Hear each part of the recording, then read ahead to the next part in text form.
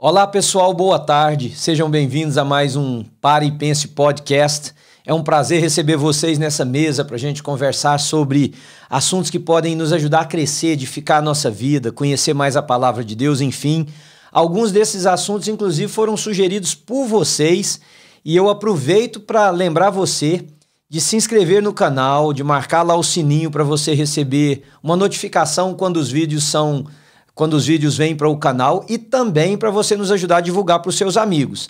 Lembrando que os seus comentários, as suas sugestões nos ajudam muito. Inclusive hoje, na série de assuntos que vocês pediram sobre da área emocional, não necessariamente sobre o tema de hoje, mas na área emocional, vocês pediram sobre medo. Então hoje eu tenho a grata satisfação de poder dividir esse espaço, esse tempo, com um amigo querido, amigo do coração, mas muito mais do que isso, ele acabou de escrever um livro que ainda nem foi publicado, vai sair agora nos próximos dias, exatamente sobre esse assunto. Então eu quero dar as boas-vindas ao meu amigo pastor Flávio Valvassoura. Seja bem-vindo, querido. Ei, meu amigo, privilégio estar aqui com você. Aliás, é sempre um privilégio estar com você. Alegria é minha, Flávio. A gente compartilhar um pouquinho juntos. Amém. Pastor Flávio é pastor da Igreja do Nazareno em Campinas, a igreja central em Campinas. Ele é o pastor daquela igreja e tem feito um trabalho fantástico, maravilhoso, escritor de alguns livros já, inclusive premiados já também, né, Flávio? Graças a Deus. Alguns deles, um deles em parceria com hoje desembargador William Douglas, 11 semanas na lista da Veja dos mais vendidos do Brasil. Veja isso, 11 semanas, né? Então, nós vamos compartilhar um assunto que é o tema do próximo livro dele. Qual é o nosso tema hoje? Nós vamos falar sobre medo.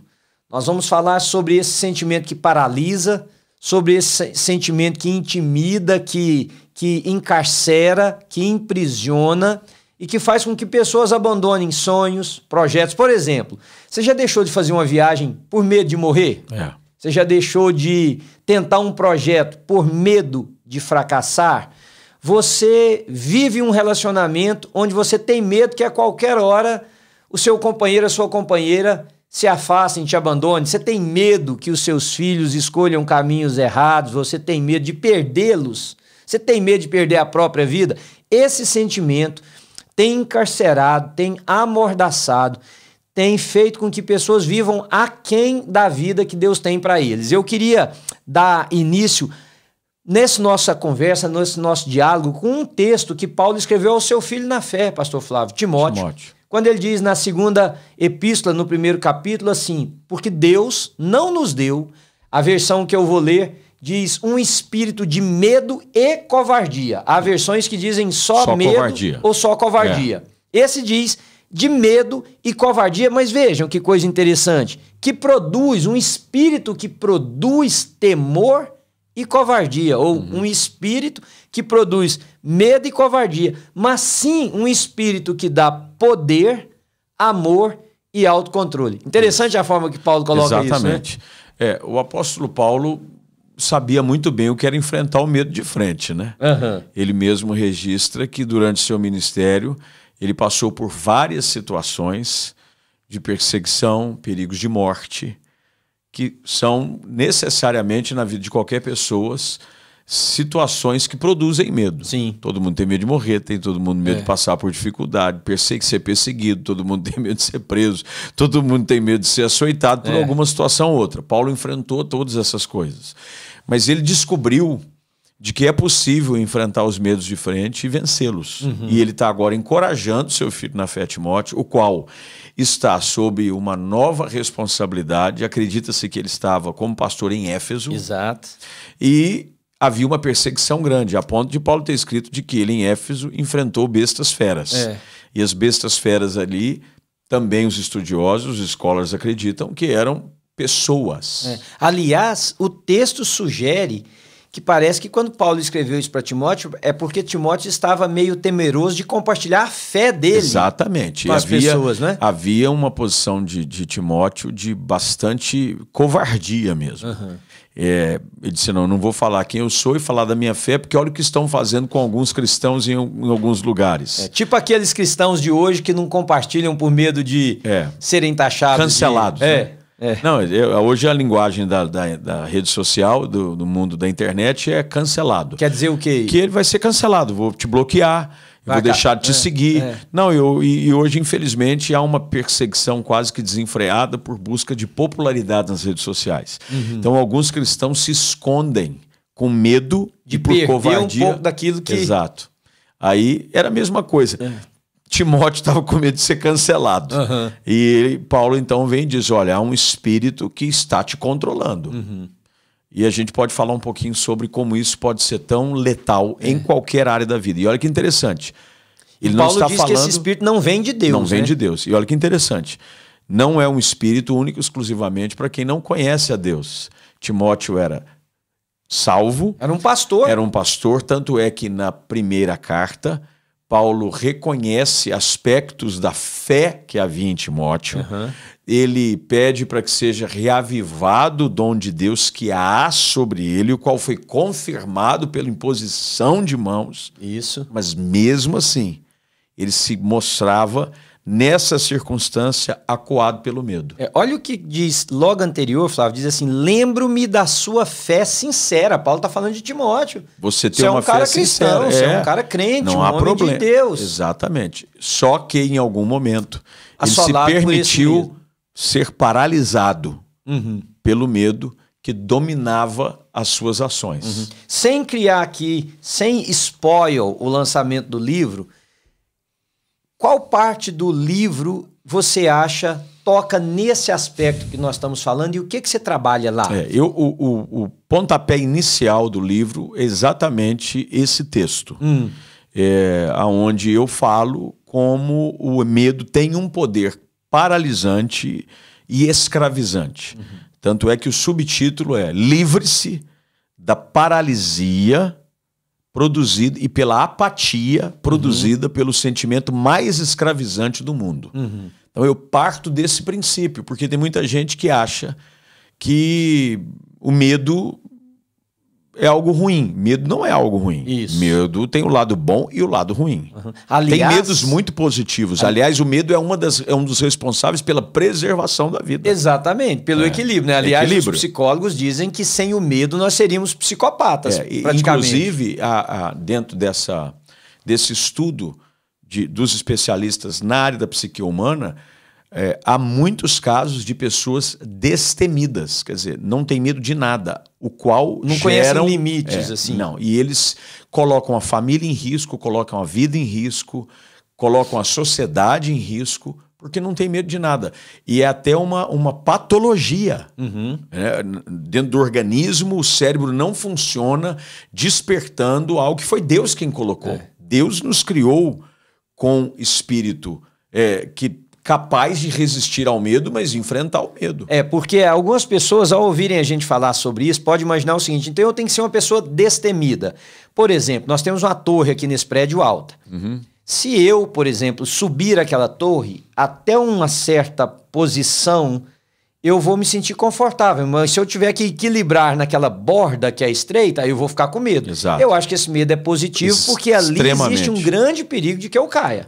É o medo de quando você está dentro de um carro, acelerando, dentro de uma velocidade considerada segura, você acelera. De repente você vê, passado um certo limite. A gente sabe que nos Estados Unidos velocidade em milha. Então você está 55 milhas, normalmente é a média de uma rodovia. 65 em alguns lugares. Aí de repente você está 70, 80, 90, 100 milhas por hora, você... Bate uma preocupação. Bate uma preocupação. Você não vai dirigir com a mesma tranquilidade. Normalmente, quando vem uma curva, por consciência de preservação da própria vida, o medo de perder o controle do carro faz com que você desacelere. Positivo. Extremamente. Só que você não pode, que é o que o apóstolo Paulo fala sobre isso com Timóteo nessa segunda carta, é se permitir ser controlado pelo espírito de medo. Fala um pouquinho sobre isso pra gente. Estar sobre o controle de algo é extremamente importante de se tratar, porque estando sob o controle de alguma coisa é o que vai dominar as nossas escolhas. Né? Então, o que Paulo está dizendo a Timóteo é nítido perceber de que as suas atitudes têm sido controladas não pelo bom senso, nem pela direção do Espírito. As suas decisões têm sido pautadas pelo espírito do medo. Quem sabe ali é óbvio que é algo para interpretação, para conjecturas textuais, mas o que se leva a entender é de que havia algumas coisas acontecendo na igreja em Éfeso e algumas decisões tomadas por Timóteo que não eram caracterizadas pela direção do Espírito de Deus. E Timóteo permitia-se em algum momento deixar de fazer algumas coisas ou não fazer outras, porque o medo estava assumindo o controle sobre a sua vida. Como e aí Paulo vem e o confronta. Como se ele precisasse se posicionar, por exemplo, em algo e não o fizesse por medo das consequências. Exato. E esse senso de preservação da própria vida, ele passa por uma linha muito tênue, ele é muito fina, aonde eu sei que é algo que vai preservar a minha vida, mas é algo que também vai ferir os meus princípios e valores. Sim. Eu tenho que saber como me posicionar. Sim. É por isso que dentro do contexto do texto, Paulo diz, é importante você ter autocontrole. Em algumas versões chama moderação, equilíbrio. Eu tenho que saber até que certo ponto o medo me faz bem e quando ele começa a me fazer mal. Quando eu sinto medo, mas eu não me deixo vencer por ele. E quando o medo já me escravizou. Por isso que esse livro, que vai sair agora no final do mês, chama Não Mais Escravo do Medo. Eu não me, de maneira nenhuma eu tenho... Livre do medo. Livre do medo. Nunca mais sinta medo. Seria uma loucura. Não vai acontecer. Mas eu não quero que as pessoas vivam mais escravas do medo. Então, não deixam de viver a vida com a intensidade que Deus as criou para viver, porque tem medo. Vamos pensar sobre isso então e vamos criar aqui, quem sabe, dicas para a pessoa não entrar nessa escravidão do medo, nesse caminho de domínio, de um sentimento que se apodera da pessoa e faz com que a pessoa retraia, que a pessoa não vá. Por exemplo, eu conheço pessoas que têm medo de dirigir numa cidade maior, por exemplo. Tem pessoas que têm medo de dirigir. Eu não digo nem de cidade maior. Mas aqui, por exemplo... Tem carta de motorista, tem um carro na garagem, mas tem medo. Medo. Normalmente o medo, ele é produzido por um trauma, por uma influência externa, seja por algo que aconteceu com alguém próximo a você, seja por a falta de uma afirmação que deveria ter sido produzida em algum momento da sua vida, talvez pelo contexto familiar. Nós somos sempre produtos de uma série de situações. E o medo não é diferente.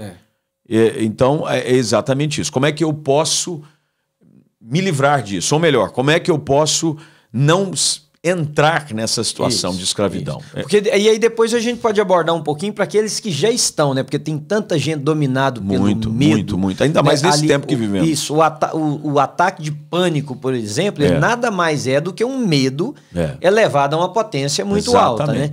Mas então, vamos tratar dessa primeira parte. Fala aí pra gente. Então, essas dicas para a pessoa não se deixar ser dominada por esse espírito de medo que escraviza, que intimida, que aprisiona, Flávio. Ao estudar para produzir o material do livro, eu, quando vou escrever qualquer assunto, eu procuro fazer um estudo exaustivo dentro daquilo que eu posso, obviamente. Qualquer assunto, ele é inesgotável. Quanto mais você...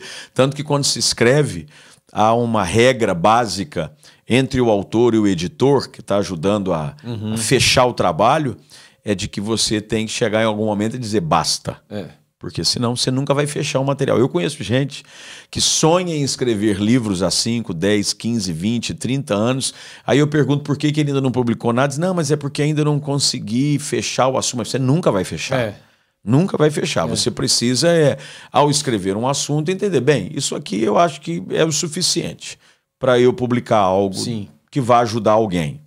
Então, quando eu comecei a estudar sobre essa questão de medo, sobre o que leva as pessoas a entrarem nesse laço da escravidão do medo, uma das primeiras coisas que eu identifiquei foi que o medo, por ser um espírito, ele normalmente se manifesta por conta de contextos sociais e familiares.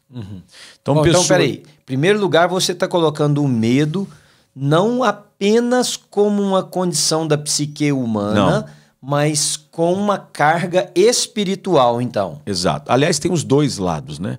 Há a carga espiritual, porque o diabo usa essa questão do medo, da ameaça. Um dos casos mais célebres é do texto do primeiro livro dos Reis, capítulo 19, quando Jezabel ameaça o profeta, e ele dizendo, foge de medo, e ele né? foge de medo. Ele, inclusive, deixa o seu moço no meio do caminho, encontra um lugar debaixo de uma árvore e pede para morrer. E ele já havia, alguns dias antes, feito algo espetacular. Visto o poder de Deus se manifestar, fogo cair do céu, a nuvem tamanho de uma mão do homem, que há 3 anos e meio não chovia, mas a ameaça de um espírito maligno que agia através da vida de Jezabel fez com que ele fugisse. Ou seja, o inimigo potencializou, porque Jezabel poderia fazer o mal a Elias se ela quisesse e se ela botasse a mão nele, mas esse espírito maligno potencializou em Elias esse temor. É o temor. Eu não gosto muito de usar a palavra temor para medo. A gente sabe que elas têm a mesma raiz linguística, elas vêm do mesmo lugar, mas normalmente temor é positivo, é o lado bom do medo. É o temor do Senhor, é o princípio da sabedoria. O temor do Senhor é o princípio da vida. Aliás, Provérbios fala inúmeras vezes sobre temor.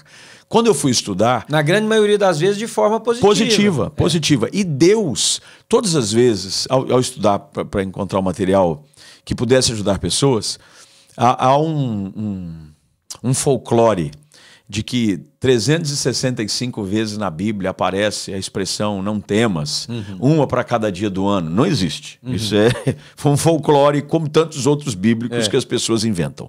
Mas existe, sim, cerca de 177 vezes algum tipo de interpretação para o argumento sobre vencer o medo, não se deixar escravizar pelo medo nas Escrituras, do início ao fim.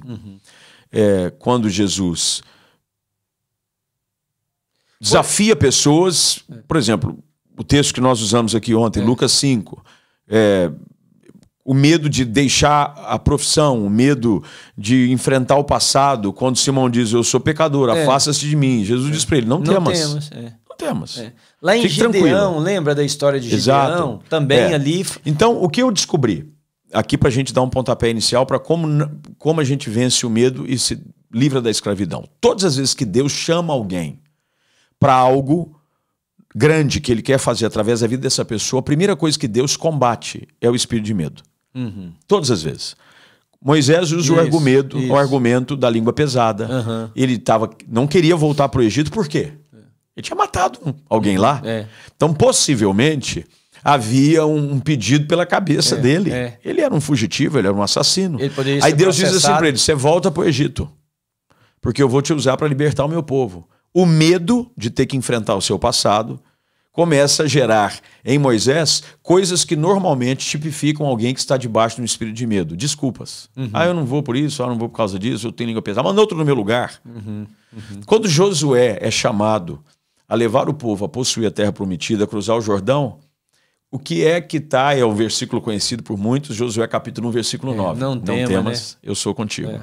Por quê? Porque era um desafio grande. Gideão, como você citou, e tantos outros. A primeira coisa que eu entendo que a gente precisa fazer para vencer um medo é primeiro saber que ele existe. E eu vou ter que encará-lo de frente. Fingir que as coisas não acontecem não me ajuda a vencê-las. A pior coisa que existe é você lutar com um inimigo invisível.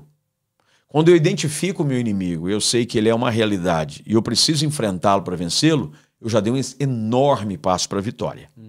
Então, eu vou derrubar o medo, sair da escravidão e não entrar sequer nela, como a gente estava falando, entendendo isso. De que Deus vai me ajudar. Não temos, eu sou contigo. Não temos, não temos, não temos, não temos. Porque tudo que Deus nos chama a fazer é amparado pela sua presença, pelo poder da sua palavra, pelo comissionamento que ele nos deu. Tanto é que Jesus, quando envia os discípulos, ele os envia já alertados daquilo que viria a acontecer. Então, espera aí. Vamos só colocar. O primeiro passo, então, seria reconhecer que o medo existe. O medo está aí, eu vou ter medo, você terá medo. Todo mundo tem medo de alguma coisa. Isso. Até aqueles raízes, brabão, machão, tem medo conversa, tem medo. Eu conheço um homem brabo, mas que tem medo de qualquer uma doença boba, tem medo de barata. De inseto, barata, exatamente. Eu conheço um pastor que não pode ver barata. Ele sobe na cadeira, chama a mulher.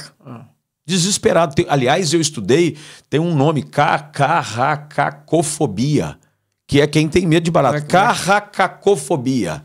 É uma língua estranha? É quase um eita manto. É quem tem medo de insetos. Deve vir do cacarote. Deve ser cacarrofobia. É quem tem medo de barata. Medo de barata. Você já imaginou um negócio desse? Então, primeiro passo, vamos reconhecer que o medo é parte da composição humana, é a vida. Deus nos criou. Por exemplo, dessa forma. Por exemplo, quando eu vim plantar a New Life, eu tive medo. Normal. Medo de que fracassasse, medo de que não desse certo. Medo do novo, do desafio. Isso, então quer dizer, o medo do desafio, o medo do novo. Você vai fazer uma mudança de estado, você vai mudar de emprego. Até aí, tudo normal mesmo. Normal. Tá. Normal. Segundo passo, então. Primeiro é a gente identificar. Se esse medo é algo natural que todos nós temos ou se ele é uma situação gerada para impedir-nos de dar um passo em direção ao novo. Se ele é paralisante, então, tem algo errado. Tem algo errado. Eu já tenho que identificar de que, na minha vida, o medo ele encontra um espaço maior do que ele deveria ter. Aí é que eu preciso combatê-lo. Possivelmente, em todas essas situações que eu citei, Moisés, Josué, Gideão e tantos outros como Pedro, e agora também no Novo Testamento você vai encontrar isso inúmeras vezes, Deus sabe dessa condição, dessa patologia da natureza humana e precisa imediatamente que nós a identifiquemos para que possamos combatê-la. Primeiro ponto. Segundo, é saber até que ponto esse medo me paralisa. Não, tudo bem, eu tenho medo, mas eu vou. Você teve medo de começar, assim como eu tive medo de começar.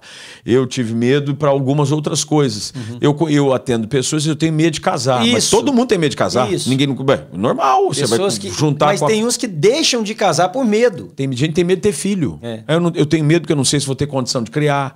Eu não sei se meu filho vai mexer com droga quando crescer. Você sabe de uma coisa? Eu conheci um casal, eu procurei ajudá-los e graças a Deus hoje eles venceram isso. Hoje não, alguns anos venceram.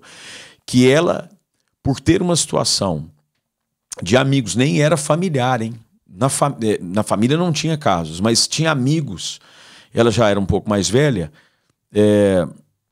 Amigos haviam gerado crianças com algum tipo de síndrome. Sim. E ela disse, não, eu tenho medo de gerar, com medo do meu filho nascer com algum tipo de problema. Ouvi isso já algumas vezes. Então... E outras que me disseram que não teriam filhos por medo de sofrer. Exato. Aí não tem como. Quem tem filho vai sofrer. Vai sofrer. Porque filho vai errar. Filho é gente como nós somos. Eles vão dar alegria, vão dar tristezas. Agora, tá no pacote. Isso se torna um problema extremamente grave porque... Você fere diretamente. Como é que eu identifico se o medo é um espírito paralisante e que gera apatia? Quando aquilo que me governa fere diretamente uma orientação clara de Deus para a minha vida. Por exemplo, qual é a palavra de Deus para um homem e para uma mulher? Para eles crescerem, multiplicarem. Muito bem. Então, se o medo está me impedindo de viver um propósito claro de Deus para a minha vida, eu identifico, eu preciso combatê-lo. Sim. Aí eu tenho medo de, sei lá, qualquer outra coisa que é clara nas Escrituras. Então, é um espírito de medo. Por que Paulo combate Timóteo nessa colocação? Muito bem, porque a orientação clara de Jesus era de ide, fazer discípulos, pregar o evangelho, batize. Isso. E provavelmente, pela covardia e o medo que encontraram espaço no coração de Timóteo, ele estava deixando de cumprir a grande comissão. Então, todas as vezes que o medo nos coloca numa rota de colisão. Com uma palavra direta de Deus. Ele precisa ser identificado como um espírito de medo. Porque Paulo diz, Deus não nos deu esse espírito. Esse não. Ele não diz assim, Deus não nos deu medo. Deus não nos criou com medo. Ele diz, Deus não nos deu o espírito. Ele está dizendo, ele identifica. É algo específico que está atuando sobre a vida de Timóteo. Exatamente para impedir que a pessoa realize um projeto ou um propósito de Deus na vida. Paulo, quando ele tem uma experiência muito pessoal, quando ele diz que quando ele chega a Éfeso, ele diz que uma grande porta se lhe abriu, mas havia muitos adversários. Muitos. Então veja só, Paulo, a porta era grande, mas tinha muito adversário. Mas ele disse o seguinte, eu vou encarar. Porque a vida é feita de desafios. E se você não souber vencer os seus medos pelo poder da fé, na autoridade da palavra, ninguém nunca vai fazer nada. Nada. Você vai com medo mesmo. Numa das partes que a gente conversa, eu falo sobre a postura de Davi. Eu não acredito que Davi não teve medo de Golias. Impossível. Impossível isso por quê? Exato. Porque vendo aquele homem daquele tamanho, 3 metros de altura, aquele tanto de gente. E outra, olha só quem estava por detrás das fileiras, amedrontado, sem querer enfrentar Golias. Os soldados, a tropa de elite de Israel, o próprio rei. E se a gente lê o Velho Testamento, embora a gente tenha uma ideia que eu não acho que é a de Davi, porque todo mundo pinta Davi como se ele fosse mirradinho, frágil. Não acredito que ele seria. Também não. Imagino que ele talvez fosse uma pessoa assim, algum modo mais delicado fisicamente, mas eu creio que Davi não era um homem mirrado de maneira nenhuma. Primeiro ele era um pastor de ovelhas, vivia criando debaixo do sol, matou bicho para cuidar dessas ovelhas. Quanto é lado. Agora, o fato dele ser vermelhinho, pinto aquela ideia de anjinho. Mas Saul, a Bíblia fala que do pescoço para cima não tinha quase ninguém não tinha ninguém tão belo, tão formoso. E alto, ele era alto. É óbvio que alto para os padrões. É interessante a gente falar nisso. Olha, hoje se fala de alguém com quase 3 metros de altura, você fala Golias, sabe? Tudo bem. Você vê os jogadores da NBA, tem jogador 2,15. Tem um que tem 2,26. Tem. Aí você fala, viu? Mas olha só, para o padrão de estatura da época, o palestino, o hebreu, era 1,60. 1,65. Então você imagina, o cara é o dobro do tamanho. Era muita coisa. Hoje o padrão força, médico... né? Só a lança dele, só o peso da lança, o eixo, o escudo. Eu tenho certeza que Davi viu aquilo e não falou que café pequeno, vou tirar de letra. Duvido. Mas ele entendeu de que se ele encarasse o medo dele de frente... Porque o maior gigante que Davi teve que enfrentar, não há dúvida no meu coração, uma interpretação pessoal, não foi o gigante do lado de fora, foi o gigante do lado de dentro, o gigante do medo. Agora, interessante é o que ele fala, né, Flávio? Eu acho que ali mostra que, independente do que estava do outro lado, foi o que o encorajou. Você vem contra mim aí com essas espadas, com as coisas, eu vou contra ti em nome do Senhor. Talvez esse tenha sido o segredo, não? É sempre o segredo, é a gente não fazer na nossa força. Não é fazer na nossa condição. Isso não quer dizer que nós não tenhamos que usar os recursos que Deus já nos confiou. Nós vamos usar os nossos dons, os nossos talentos, tudo isso nós vamos usar. Mas não é só na força do braço do homem. Outro fator que influencia diretamente pessoas a se tornarem escravas do medo é porque elas acham de que tudo depende delas apenas. E não é. Não. Aí é que a nossa fé faz a diferença. Normalmente, alguém que conhece a Cristo e o Evangelho encontram mais facilidade para vencer o medo. Porque eles vão fazer não no seu poder, não na sua força, mas... na força de Deus. Exatamente. E o medo de dar errado? Mas isso é muito comum, né? Porque vai dar errado. Principalmente quem já deu errado. Não, e muita coisa vai dar errado. Vai. Mas o problema é quando as pessoas erram assim de forma sucessiva. Deu certo uma vez, deu certo 2 vezes, deu certo 3 vezes, deu certo 4 vezes. Ótimo. Deu errado uma vez. Deu errado 2 vezes. Na terceira, a pessoa nem tenta. Voltando para aquele assunto de filhos... Eu conheço pessoas que tentaram um tempo a gravidez natural, não conseguiram, investiram um recurso para algum tipo de tratamento, não deu certo, foram para um nível a mais, não deu certo e desistiram, porque eles têm medo de se frustrarem de novo. Por exemplo, vamos trazer para uma questão um pouco mais comum. Pessoas que se decepcionaram. no relacionamento com o sexo oposto.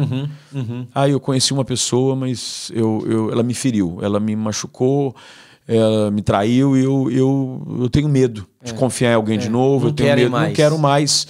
E deixa de viver algo novo com medo da possibilidade de que algo ruim venha acontecer. Quando estatísticas comprovam de que apenas 5% de tudo que você teme tem a possibilidade de acontecer. 5% tem possibilidade. Não é que 5% vai acontecer. 5% é a chance de acontecer. Então você permite 5% de uma probabilidade de governar a sua vida.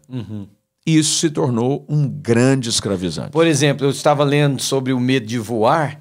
É um medo que assola um número enorme de pessoas, né? Mas a porcentagem é de 0,000 não sei o que por cento das pessoas que tinham medo de voar que morreram por causa de um acidente aéreo. Eu conto no livro um episódio recente que aconteceu. Eu fui a Brasília e no voo de volta para Campinas, que é a cidade onde eu moro, teve uma turbulência terrível, uma das piores que eu já enfrentei. Eu voei muito já, eu voo bastante. Mas foi assim uma tempestade terrível, porque foi aquela tempestade de verão no Brasil tropical, com ventos muito fortes e é uma mudança, raio. E a aeronave foi chacoalhada assim de uma forma quase que desgovernada, subia, descia, ia para um lado e para o outro, e o piloto estava tentando se aproximar do aeroporto até que ele recebeu uma orientação de que não era seguro continuar com a aproximação. E ele se afastou, mas depois de um trauma comum, porque onde você via a tripulação, mesmo já experiente, um tanto assustada. Foi direcionado para uma outra cidade, Curitiba. O comandante pediu desculpa de ter gerado aquela situação, mas era o protocolo, ele não fez nada que colocasse o voo em risco, mas o leigo não sabe nada disso. Né? E quando chegamos em Curitiba, havia a possibilidade de não voltarmos para Campinas, o voo permanecia ali, porque se a tempestade continuasse intensa, era o mais seguro a fazer. Quando meia hora depois, o comandante volta dizendo, olha, a tempestade já diminuiu, nós podemos voltar. Muita gente não queria. 30 pessoas desceram do voo, 30. Principalmente motivadas pela ação de uma moça, assim, completamente descontrolada, tremia, pálida, disse, nesse voo não fico mais, eu não vou mais hoje, eu não vou mais hoje. Aí a moça falou assim, ó, se a senhora descer, a companhia aérea não pode se responsabilizar por acomodação, por um novo voo, porque nós reunimos condições de voltar com segurança. Não, eu não fico nesse voo. Quando ela tomou essa atitude, foi incrível. Foi um efeito cascata. 30 pessoas, após o outro, 29 desceram com ela. 30 desceram. Ela e mais 20, não, ela e mais 29. Sei. 30 desceram. Por quê? Porque o medo também tem essa ação. Ele contamina. Quando você pega a história de Gideão, o que Deus manda ir embora para casa? Os medrosos, né? Os tímidos, lá parece porque tímido, mas a palavra é medroso. Porque ele sabia que um ambiente contagiar, cheio de gente medrosa...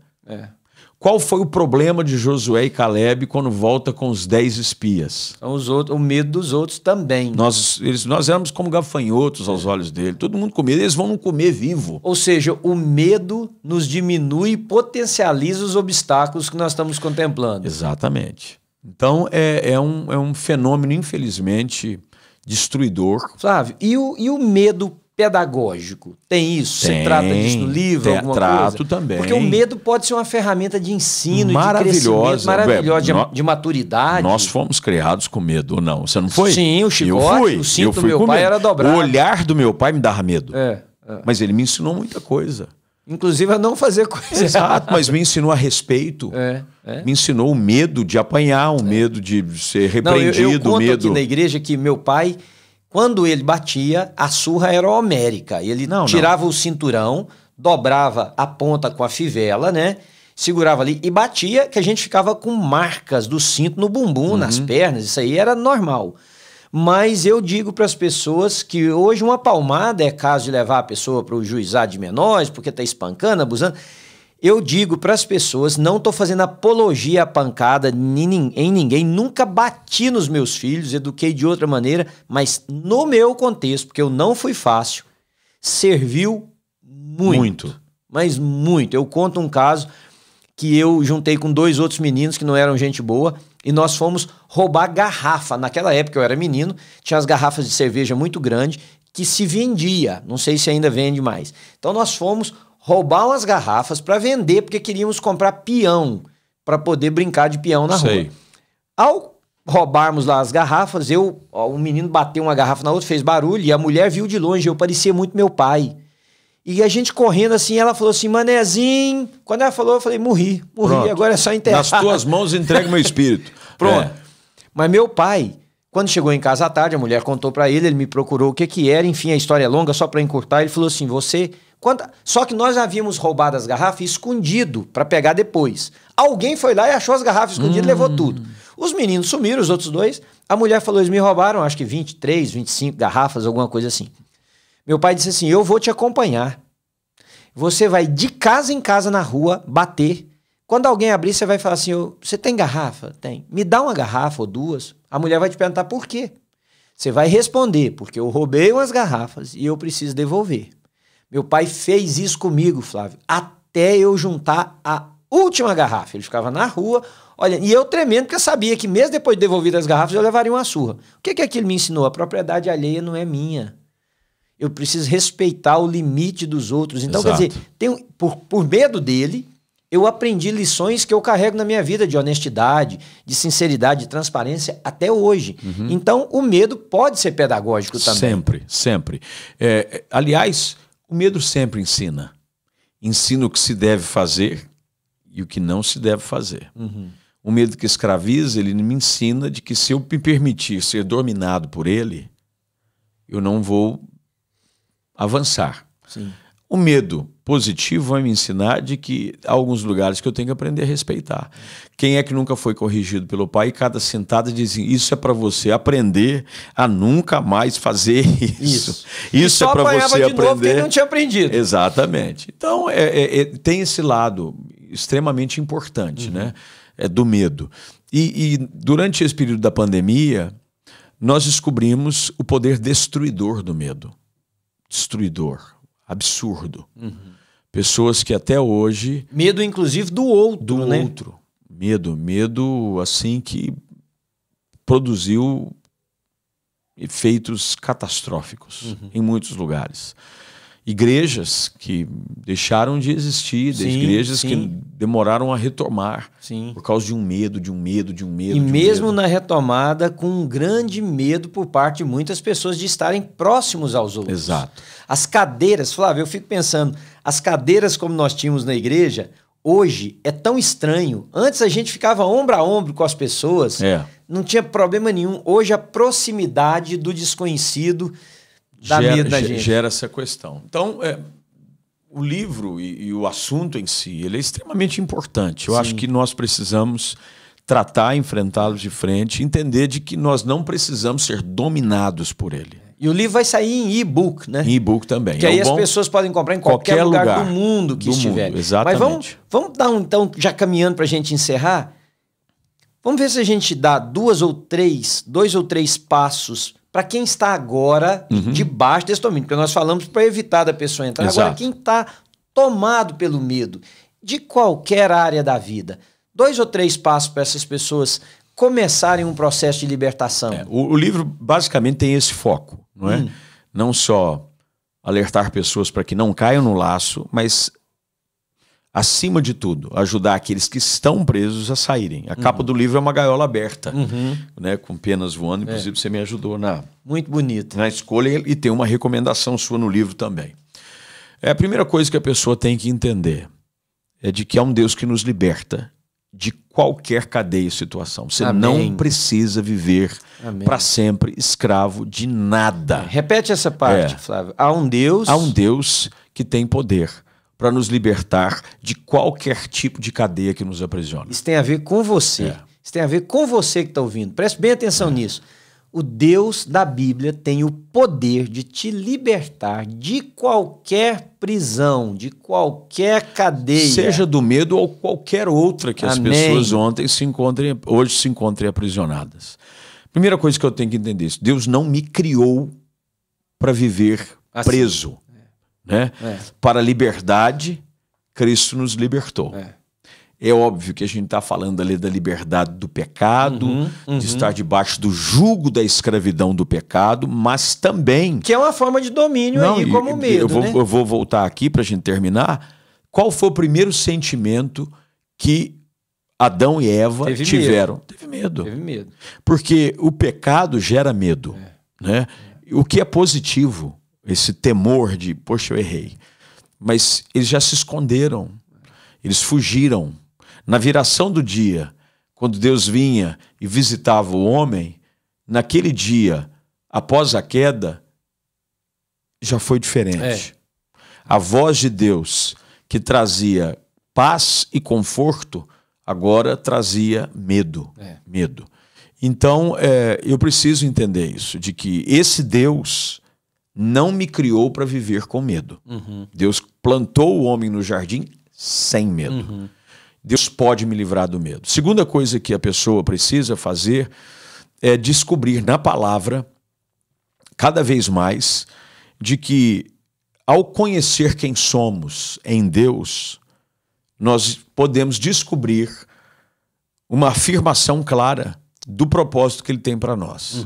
Isso não quer dizer que eu nunca mais vou ter medo, só que, como o salmista afirma, em Deus eu faço proezas, porque Ele mesmo pisa os pés dos meus adversários. Ele mesmo os derruba, é o sentido. Então, eu tenho que entender, Deus pode me livrar do medo, pela sua palavra eu encontro a estratégia para vencer o medo. Não é? Essa é a vitória que vence o mundo, a nossa fé. Então, é pela fé. Não é que eu vou deixar de sinal, como é que é? Do nada eu não tenho mais medo. Não. Mas a melhor maneira de vencer o medo é enfrentá-lo. E continuar firme na promessa de que esse Deus é poderoso para cumprir o que Ele prometeu. E para fazer, inclusive, aquilo que nós imaginamos ser impossível. Exatamente, exatamente. Então, esse é o segundo passo. O terceiro passo é você estar cercado de pessoas que injetam em você coragem. Tem muita gente cercada de gente negativista. Extremamente. Medrosa. O medo paralisante, ele é aquele que nos é transmitido. Nós ficamos com medo de pegar um vírus, e tem muita gente que usa máscara e tudo mais, e está correto em alguns ambientes, deve-se usar mesmo. Agora, o vírus mais contagiante, que é transmitido de uma forma mais letal ainda, é o medo. Porque com medo, por exemplo, pais transmitem medos aos filhos. Insegurança. Aliás, tem pais que compartilham com os seus filhos os seus medos. Exato. E põem nas crianças os medos que elas nem precisariam ter. Que elas nem sabiam que existiam. Então, tem pai que tem medo de montanha-russa. Meu caso, eu falo isso no livro. Meu caso. Mas eu... Não, você não vai, não. Não, meus filhos falavam, quero ir. Eu falava, vai mesmo, filhão, vai lá. Papai fica aqui esperando e tal. Exato. Vamos comigo. Não, pai, não vou mais. Não vai que você vai cair, meu filho. Tem perigo. Não vai. Não. Não, vai lá, filhão. Vai lá, anda lá, tá tranquilo. Então tem muitos pais, e fica aqui uma palavra para os pais que nos acompanham, muito cuidado. Tem muitos pais que, infelizmente, criam seus filhos já dentro de uma prisão chamada medo. E os filhos se tornam incapazes, improdutivos, impotentes. E depois vão reproduzir isso na vida dos seus filhos, dos seus netos. Não devem fazer, né? Jamais. De jeito nenhum. Então você precisa estar cercado de gente destemida, gente cheia de fé. Gente que vê as dificuldades, mas também vê as possibilidades. Vê a mão de Deus que pode agir. Exatamente. Né? Eu gosto de sempre encontrar pessoas assim, corajosas. Sim. Dentro da palavra que Deus fala, Josué, não temas. Ser forte e corajoso. Coragem não é ausência de medo. Sim. Não é? Mas é a capacidade coragem de enfrentar o medo.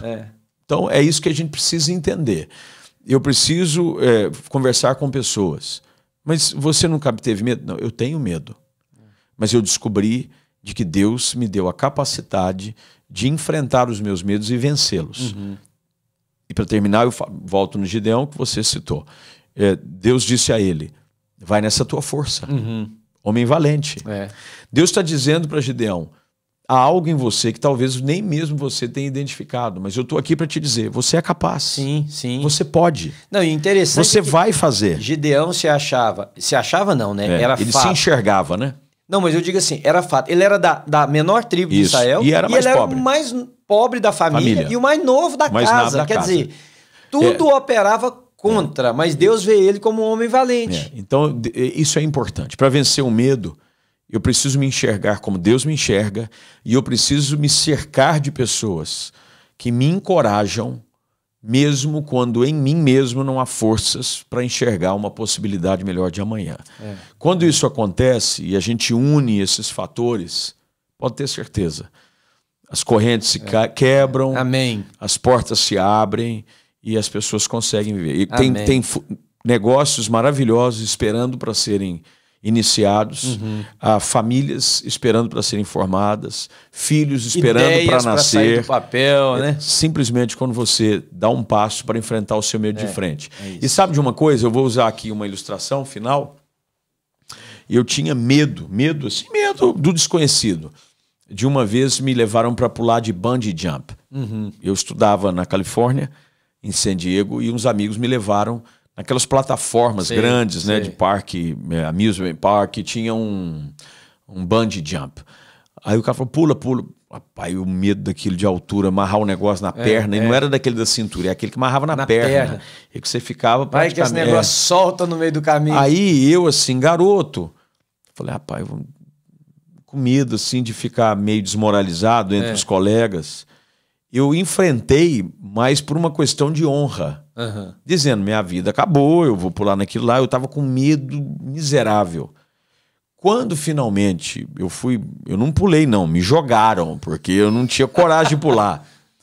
Eu percebi que aquilo não era nada do que eu imaginava. Era fun. Confesso que eu acho que eu não pularia, não. Se você perguntar para mim se eu pularia de novo, não. Não é algo que me deu prazer em repetir. Mas quando eu pulei... Você viu que não era tão grande quanto você imaginava. Exatamente. Porque os nossos medos, geralmente, eles se tornam muito maiores do que o que... Eles são potencializados por um fantasma. Então, tem que enfrentar e Deus, pela sua graça e misericórdia, vai libertar pessoas aí de esse espírito opressor, escravizante. Amém. E que paralisa, que é o medo. Amém. Que conversa boa, que conversa boa. Muito obrigado, Flávio. Muito obrigado. Mano. Que tempo maravilhoso. Eu tô aqui curioso, com expectativa para quando o livro sair. Quero lê-lo imediatamente. Recomendo a você. Fica de olho, vai sair, vai ser avisado. Siga o Pastor Flávio. Já está em pré-venda, viu? Já? Já está em pré-venda. Então, olha, siga o Pastor Flávio no Instagram, que é @FlávioValvassoura. Nós vamos ter aqui também na bio desse vídeo as informações do Instagram dele, do meu, da igreja, enfim. Siga, porque aí você fica sabendo quando é que o livro já está sendo vendido, que você possa adquirir. Leia, ore, busque a Deus, ouça esse podcast para ajudar você a se tornar não mais nem menos do que ninguém, mas apenas viver no potencial daquilo que Deus tem preparado para você.